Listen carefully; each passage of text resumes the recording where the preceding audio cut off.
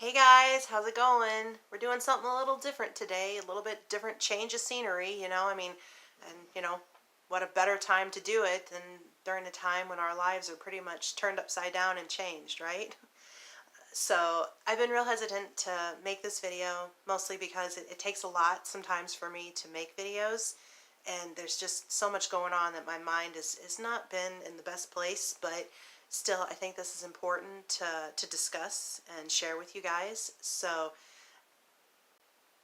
I want to share a little bit about my experience through this whole pandemic, and I also want to encourage you to also share your experience and what you're going through, because your experience is different than my experience, and it's just as important in this life.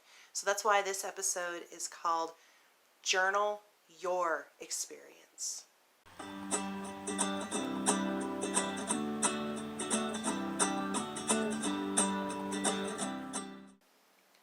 Unfortunately, all of our worlds have been completely turned upside down by this COVID-19 pandemic that is sweeping everywhere. People are out of work, children are not going to school, there are no gatherings, there are no sporting events, there is no eating out in restaurants. Basically, life as we know it has changed in many, many ways. And it is affecting people in different ways depending on what your circumstances are. If your children normally went to school, they're now homeschooled. For us, I homeschool my daughter. So life hasn't changed in that, perspective so much. But I can't just run to the store whenever I want to and I think, oh, I forgot something. I'll just run to the store. No, because every time I'm out, I am putting myself and the people around me at risk. Now, there's been a lot of talk back and forth, is this really serious? How serious should we take this? You think people are overreacting? A lot of people have a lot of opinions on this whole thing. And my whole feeling about this situation comes down to me thinking about my dad. And if you followed any of my journey or anything that I am going through in my life, my dad has mesothelioma, which is cancer of the lungs. He contracted that from asbestos, and it is incurable. He has to receive chemo treatments every 3 weeks for the rest of his life, just to keep him alive, just to keep the cancer from spreading. And, while that in itself is a very scary situation, you add on this pandemic that is going on, and it just amplifies it by a million. And so he's got to stay at home. He is quarantined. He cannot go out except to go get his treatments. He has to get these treatments every 3 weeks. So it is scary for him to go to the hospital. He's got to wear a mask, a special mask to keep him safe so he doesn't contract anything. And of course, when he gets chemo treatments, his immune system is shot. He couldn't fight off a common cold, much less this coronavirus that is going around. And so I'm an only child, and my parents rely on me for a lot. So I'm used to having to go over there, take care of some things for them. If I run places for them, do paperwork for my dad, it's been that way always. And, well, I can't just do that now. I cannot just go in their house whenever they need me for anything, for risk that I could bring something to them. Even though I'm not sick and I'm not showing any type of symptoms of anything, you can still be a carrier. And I still go out because I have to go grocery shopping. I have to take care of just a couple of little things. And, I'm out there exposed. I could easily bring something home to him. And my husband actually is still working. He is considered an essential employee at his job because his job has government contracts. So he goes to work every single day. So there's a possibility that he could bring something home to us. So, yeah, things are scary right now. Our lives are turned upside down in that,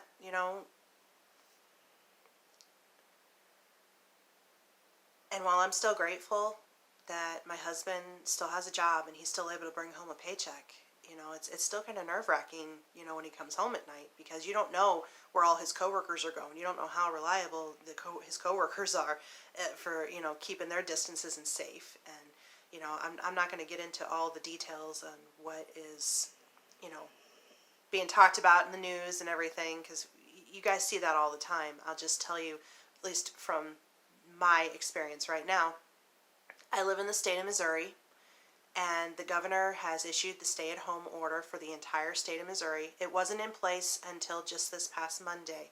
Before that, it was just local counties that were putting their stay-at-home orders in place. Now the whole state is under that.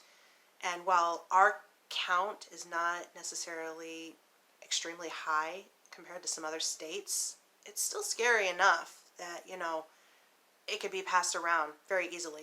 We're right next door to Illinois, and Illinois they were receiving about 1,000 cases a day within the past week. So that's pretty scary. And like I'm saying, some other people's lives are more changed than others. Like I said, I homeschool my daughter, so that has not changed. My husband is still going to work. That has not changed. I can still go outside of my house and, stay 6 feet away from my neighbors, but I can still go outside. I can run to the store if I need to. But at the same time, I can't just buy anything I need to. I know a lot of you have dealt with this issue. There's no toilet paper. Out of everything that everyone has purchased, there's no toilet paper. And that's not the first thing that I would have thought would be gone. Usually it's the normal milk, bread, eggs, all that stuff. Not so much toilet paper. And it took me almost 2 weeks to find a package of toilet paper. just a simple package of toilet paper. And I grabbed the last one that they had at that moment. So, that kind of puts things into perspective a little bit. It reminds you of how, scary, I guess, the situation is. When you go to the store, you have to wipe down the carts. You should wear a mask. Some people are wearing gloves just to keep themselves safe. The grocery stores right now have a lot of different rules in place as far as shopping goes. And, I'm not going to go too deep into all of this. But these are just things that have affected me. I know there are people that they have to be on the front lines of all of this every single day at the hospitals, at the doctor's offices, the police department, the fire department, people who, they're more essential than anything in this world just to keep us alive and functioning. And I am so grateful to all of them for all the work that they are doing. And their lives are more turned upside down and scary than I could even imagine right now. But that's why it's important that you document your experience through this. I'll document mine based on what I'm going through, because as the years go on, your family's going to wonder, well, what happened to you during this time? That's why I really believe this is important, that you journal your own feelings, your own thoughts through this. Because thinking about my husband's Grandma Swope, there were some things that she did that the rest of the family kind of just raised their eyebrows at and say, why does she do this? And I think one of the things that she did was rinse out to-go containers and plastic silverware. She would wash them and sometimes reuse them. But that's based on her experience going through the Great Depression. You didn't throw anything away. You kept it because you didn't know if you were going to have anything else. So you used something until it was past, gone. So that experience, carried with her all through her life. And who knows what is going to come of this for the rest of our lives. And I think I'm just rambling through all this right now, but the point that I'm trying to make, that I keep saying, journal. Journal about your life. Have you taken up a new hobby? Have you really been, spending a lot more time with your family? The family that you live with. Are you guys playing some games? Are you learning some more things about each other? Have you discovered a new show? Are you having to learn to garden so you've actually got food to eat? Are you out of work? Are you learning how to budget differently? Whatever the case may be. And God forbid that any of you contract the disease. That in itself will be an even more challenging and different experience than any of us can ever imagine. I know y'all are really struggling through some of this, and this is, if you're like me, this is hard. But try to keep an upbeat attitude and get all of your feelings out, even if you don't intend for anybody to read it until after you're gone. Just get your feelings out. Journal your experiences. Write something down every day. Say, okay, today I did this, or today I did this, or today I felt this when I saw the news, or today I really struggled getting out of bed, or today I, homeschooled my kids for the first time. All of these experiences will mean something to our descendants as years go on. So anyway, that's my 2 cents. Stay safe out there, guys. Stay home. Keep yourself quarantined. Practice social distancing. All the stuff that they're all talking about right now. Just be safe out there, guys.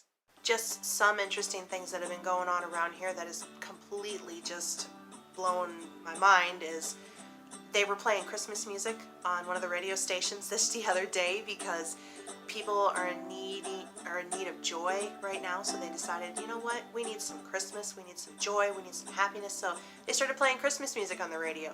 People started decorating for Christmas. Here it is, it was March, and people were decorating. They're putting Christmas lights out. People are putting Christmas trees up. And